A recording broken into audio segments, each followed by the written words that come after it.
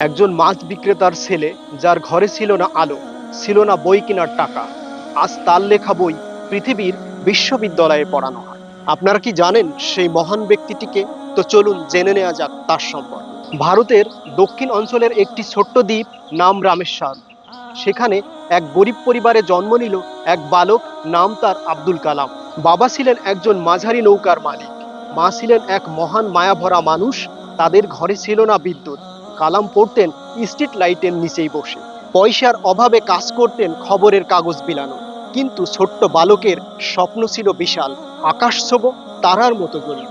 স্কুলের শিক্ষক বলেছিলেন, তুমি কি বিজ্ঞানী হতে চাও? তোমার মতো গরিব ছেলের পক্ষে এটা সম্ভব নয়। কিন্তু তিনি থামলেন না। তিনি হাল না ছেড়ে দিনে পড়তেন 14 থেকে 15 ঘন্টা। পড়াশোনা করলেন পদার্থবিজ্ঞান ও অ্যারোনটিক্যাল ইঞ্জিনিয়ারিং। এরপর তিনি গড়লেন রকেট, বানালেন ক্ষেপণাস্ত্র, হলেন ভারতীয় মহাকাশ গবেষণার পিতা। তিনি একদিন হয়ে উঠলেন দেশের প্রেসিডেন্ট। তাকে ডাকা হতো the missile man of India, the people's president. তিনি যত বড় হয়েছেন তত বিনয়ী থেকেছেন। প্রেসিডেন্ট হওয়ার পরও স্টুডেন্টদের প্রশ্নের উত্তর দিয়েছেন ঘন্টার পর ঘন্টা সময় দিয়ে। তিনি বলতেন, স্বপ্ন সেটা নয় যা তুমি ঘুমিয়ে দেখো, স্বপ্ন সেটা যা তোমাকে ঘুমাতে দেয়।